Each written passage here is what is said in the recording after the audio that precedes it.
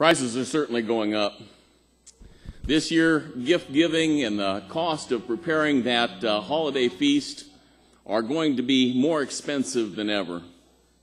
But the high cost of Christmas has more to do with the personal cost rather than the finances of the trappings of our holiday.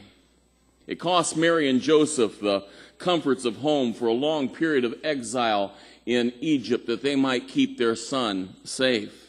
It cost mothers in and around Bethlehem the massacre of their babies by the cruel order of Herod. It cost the shepherds the complacency of their pastoral life living out in the fields among the sheep with the call that they had at that night to go to the manger and then to proclaim the good news. It cost the wise men a long journey and expensive gifts and changed lives. It cost the early apostles and the church persecution and sometimes death. It cost the missionaries of Christ untold suffering and privation to spread the good news. It cost Christian martyrs in all ages their lives for Christ's sake. More than all this, it cost God the Father his own Son, sent to earth to save mankind. It cost Jesus a life of sacrifice and service, a death cruel and unmatched in history. There is a high cost associated with Christmas.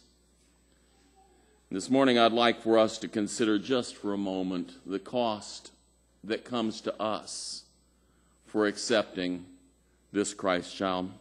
In Luke chapter 14, verses 26 through 32, we find Jesus saying these words, "If anyone comes to me and does not hate his own father and his mother and wife and children and brothers and sisters, yes, and even his own life, he cannot be my disciple.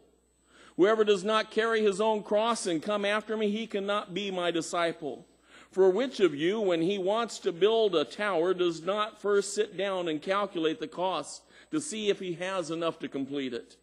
Otherwise, when he has laid a foundation and is not able to finish, or what king, when he sets out to meet another king in battle, will not first sit down and consider whether he's strong enough with 10,000 men to encounter the one coming against him with 20,000? Or else, while the other is still far away, he sends a delegation and asks for terms of peace.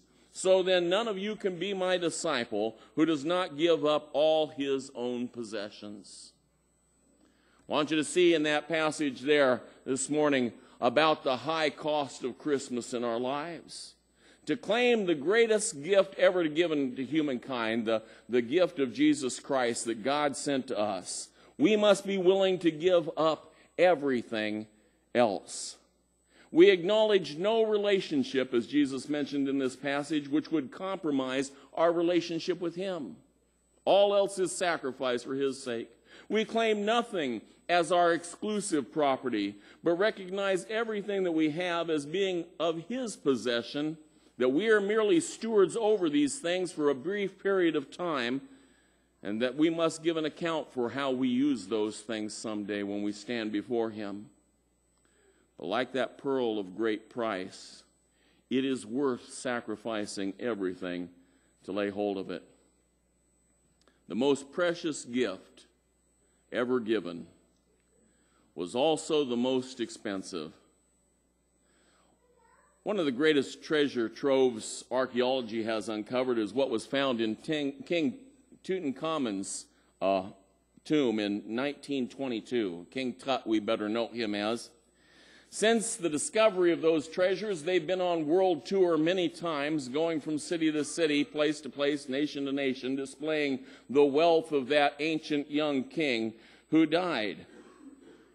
And yet, the untimely deaths of so many people who were part of that discovery have led to the rumors of a curse, the curse of the tomb of Tutankhamun. A great price for finding such unique treasures. Now, it's just folklore. We understand that. It's just coincidence, but it gives us pause to think of the cost of acquiring something of great worth. Similar to that is the curse that's supposedly upon the Hope Diamond.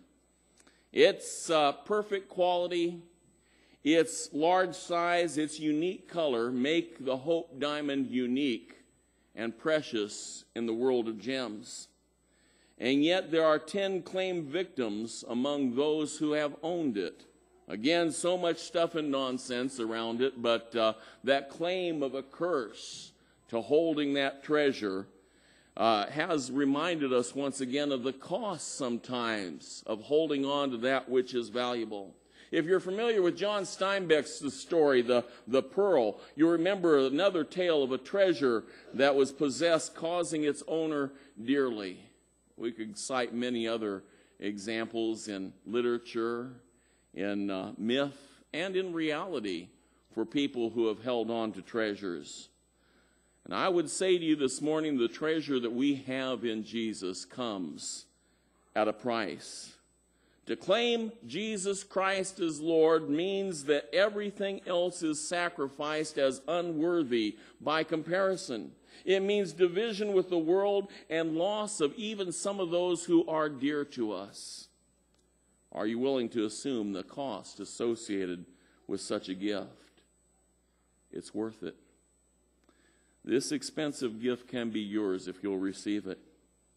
Our invitation this morning is for those who will say, I'd rather have Jesus than anything. If that's your desire today to make that decision, or if you have another decision you'd like to make public, we invite you to come forward as we stand and sing our invitation song.